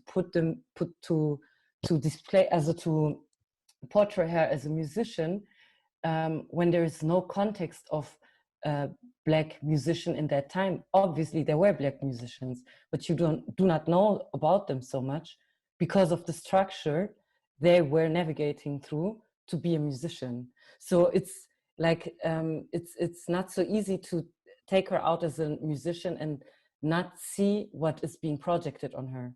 Also, I think it's very complex, but like these days it's way easier to take music, to find music somewhere and put it in a context, because you have like knowledge is way more accessible, really, through literally through the internet.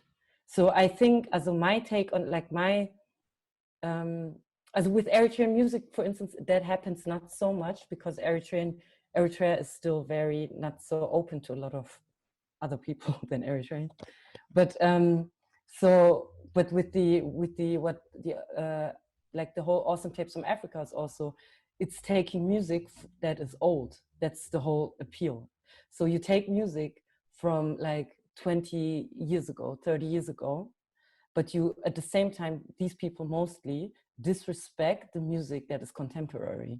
So it's like, to me, this whole thing is still very puzzling. And I think if you would give credit to the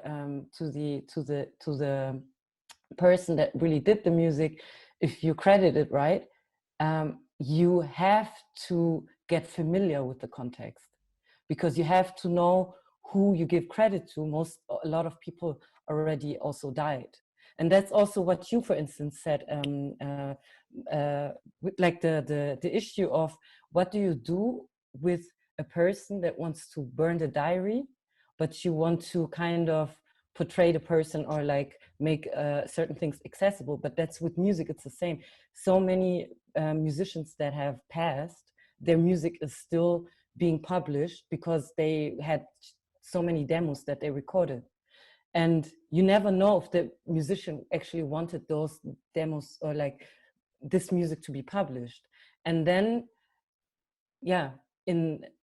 if you're unlucky, I don't know, it's difficult, because I'm always happy if I hear new music. Like if there is a Prince, if Prince is putting out new music, even though he passed. But at the same time, I'm like, did he really want this? So it's I don't know. But in that case, it's not his, a lot of times it's not the people of the artist deciding, it's the label. And I think that's not right. Even though I'm happy, I don't know. It's not so easy. But so I think, the whole to kind of archive music is I think there needs to be built a new structure, but a lot of people are already doing that, and that's great also. Yeah. Thank you.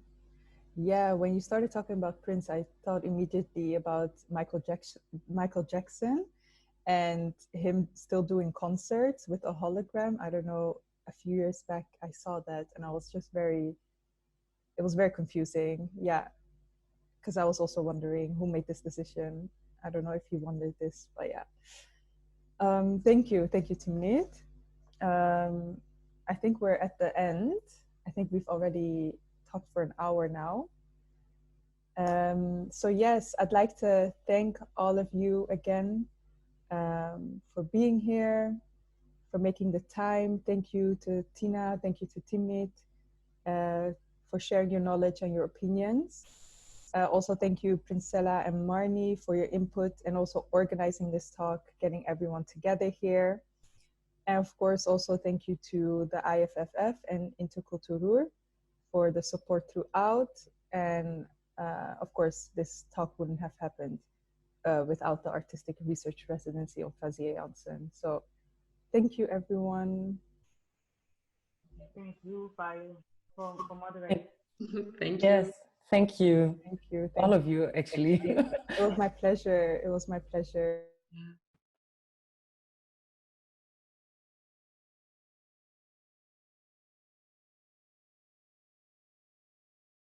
Vivian Seaton, born in Liberia, spent her childhood years in Germany before returning to Liberia and leaving for the United States.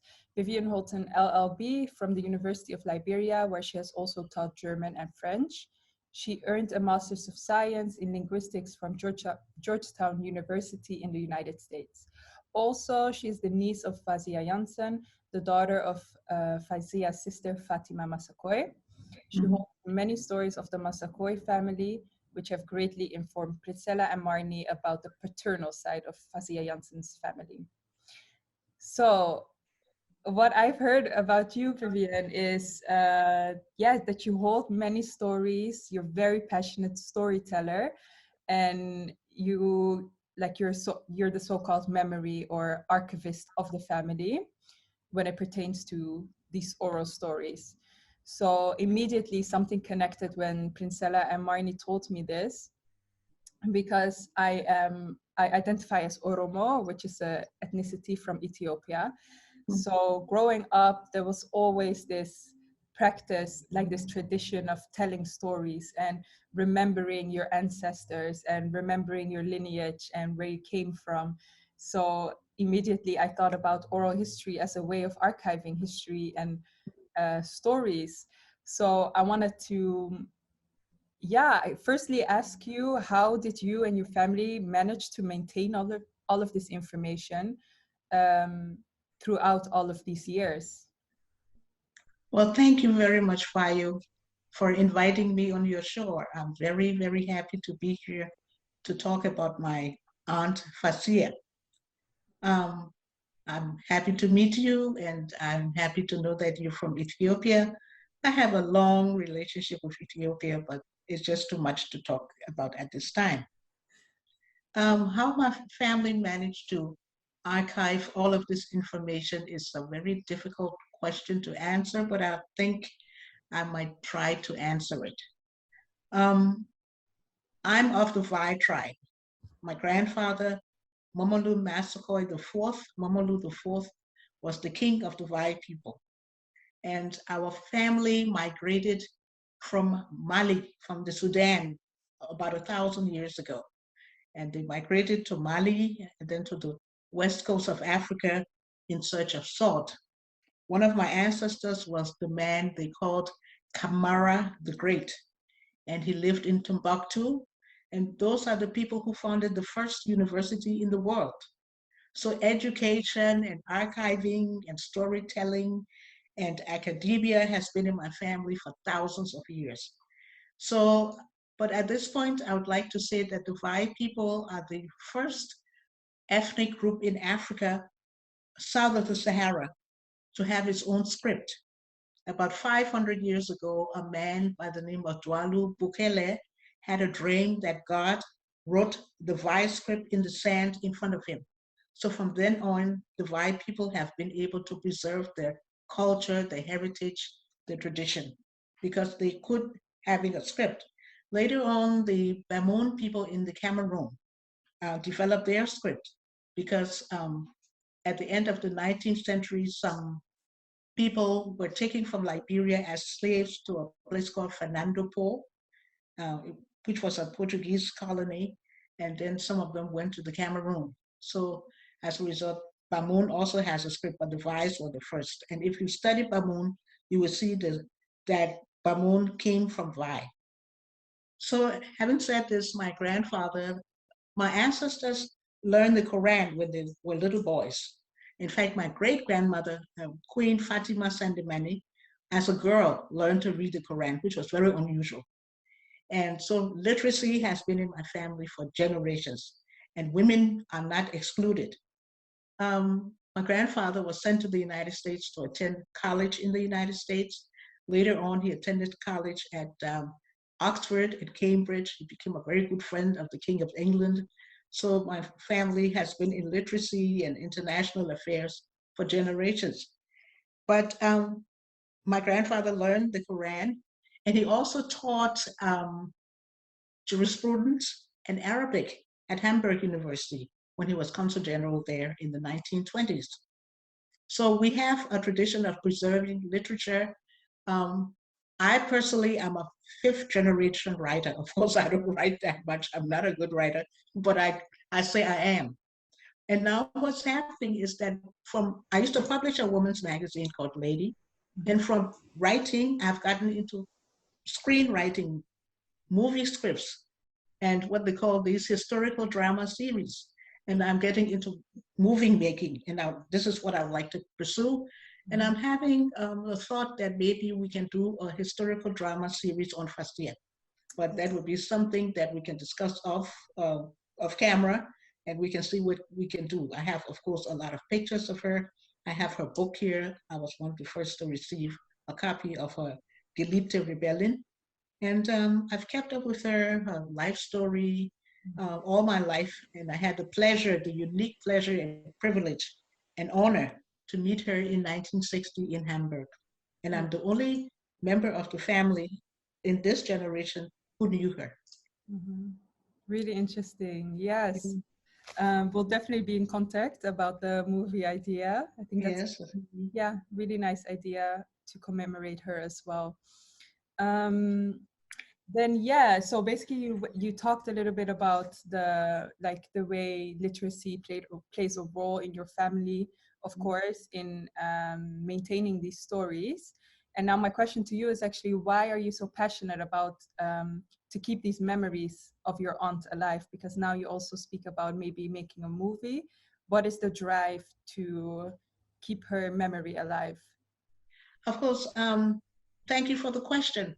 I've tried to keep the memory of all my ancestors alive. That's my passion, okay? I've appeared on so many shows in America at different universities and colleges, Black History Month. I speak before different women's organizations because women and literature and history is a passion of mine. And but particularly where it comes to Tante Fasia, I'm so eager to preserve her story because her life is unique. She suffered in life. She suffered tremendously. She was born in Germany in the 1920s, and because of some familial problem, she wasn't able to go to Liberia at the time. During her lifetime, she never went to Liberia. And I think I regretted that she didn't have the opportunity to see where she came from. Because everything she did, she was a Massaquoi. In her mind, in her actions, in her devotion, she was a true Massaquoi. Massaquois tried to do good. As a result, my grandfather was born a king, but then he abdicated. He became a public servant, and later on he became Africa's first diplomat. He represented Liberia at the League of Nations when he was the only country to represent Africa there at the time. And when they had this conflict between Abyssinia, as Ethiopia was called in the 1930s, he represented Abyssinia. And the permanent representative of Liberia, Dr. Antoine Soti, represented Liberia, and Liberia was trying to step in to have Ethiopia not occupied by the Italians. So that was world history at the time. So we always have promulgated education. And Fasia, like a true Massacre, although she suffered, when she was a little girl, she was put into the concentration camp at Neuengamme, which is not too far from Hamburg.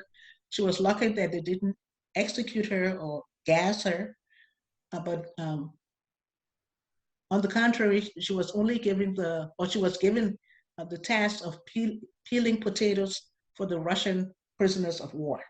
Okay, so that she would get up 3 o'clock in the morning and peel potatoes all day. That's what her youth looked like. So she said, no, this can't happen. I have to change the world. I have to do something to change this world.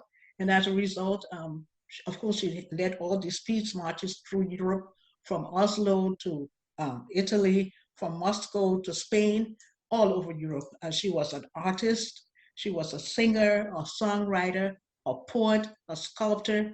And she reminds me very much of an uncle of mine. He was born in Hamburg too. His name was Fritz Massacre. In fact, he turns 94 this summer. Okay, and he still lives. And when you see him, you've seen Fasia. They walk alike, they talk alike, they act alike. Okay, so Fasia had a mission. And when I was working for the Voice of America, I couldn't travel because I was expecting my youngest son. And the team from the Voice of America went to Nairobi, Kenya. And when my boss got back, she came to me. I was in the studio editing a tape. She said, Vivian, your aunt says I should tell you hello. I said, but I don't have an aunt in Nairobi. She said, yes, your aunt. I said, we had a low argument. And I said, I don't have an aunt in Kenya. She said, yes, your aunt Fasia.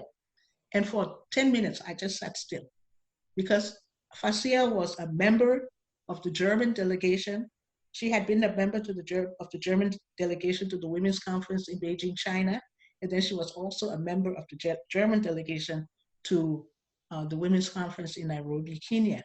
And I said, oh God, that's my grandfather coming back now as a diplomat. So you see, even if you forget about it, but it always comes back to haunt you that your family has a lot to do with international affairs. So I'd like to keep this momentum going, publish a women's magazine. And I'm in the process of, well, I don't know whether I'll have the time, but I'm praying to have the time to print 3 specials on women. I printed one on a woman called Sharon Pratt Kelly, who became the mayor of Washington, D.C. in the 80s. I printed one on Ellen Johnson Sirleaf, who became the first woman president of a country in Africa in 2006. And I plan to do one on Kamala Harris. I plan to do one on women who are much in the news, who are making history.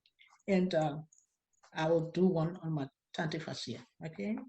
Okay, thank you. The next question, in your book, The Autobiography of an African Princess, you already speak about your mother's history, your mother's story, right? Yes. But beyond this book, how do you see your role and your responsibility in commemorating your mother's legacy in the German context? Because obviously, Fasia has gotten a lot of attention, especially in the Ruhr area, with this research residency, but also other archives that are already in existence on your aunt. But I think your mother's story is also very interesting, to see an African woman in Germany, teaching at a university, and there's not so much attention for your mother's history, for your mother's story. So what do you see your role to be in this? Well, thank you for the question. I got sick in last year, January. I had a heart attack. Okay, and the doctors didn't believe I was going to live. And my children told the doctors, our mother will live because she has a lot of work to do and she has to finish her work, okay? So I came back, and right after I came back from the hospital, the coronavirus set in, and my son called and said, Mommy, you're a lucky woman, because as soon as you left the hospital, that's when they started bringing the first coronavirus patients. And of course, they didn't know what it was at the time. So if you had been there, you would have contracted it. So anyway, I think I have a mission. And my husband was a world-renowned cancer researcher, and he went to Chernobyl, a long story. So he had his mission. My mother had her mission. And so my mission now is to carry the legacy of women forward.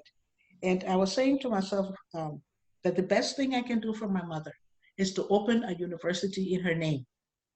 Okay, when she was in the United, of course, in Hamburg, she worked at the University of Hamburg. She worked at the Seminar für eingeborene Sprachen. She researched VISE. She researched a lot of languages, and some of the people who she worked with, this Professor Ernst August Klingeheden, he wrote the grammar for Amharic. So, so you see where we're coming from.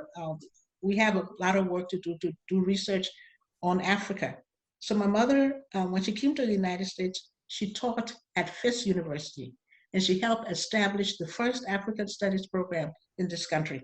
And her writings, her research, housed at 12 American universities.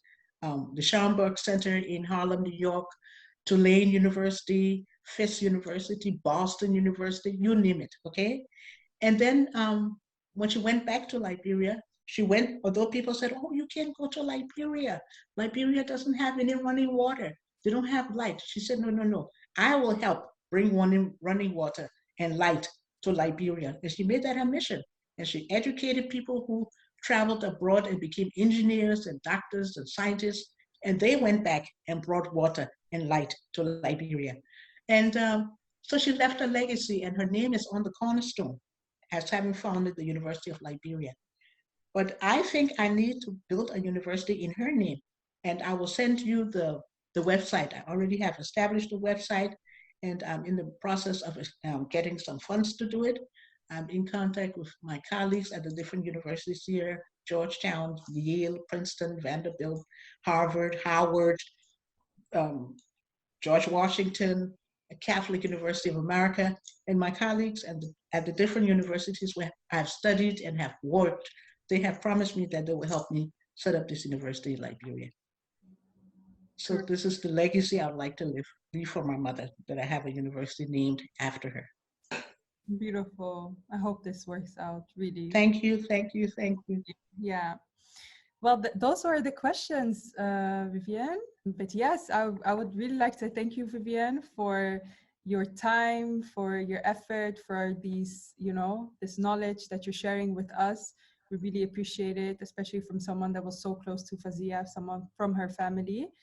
Yes, and I'd like to just thank you for being here, to still making it work and sharing with us. So thank you, Vivienne.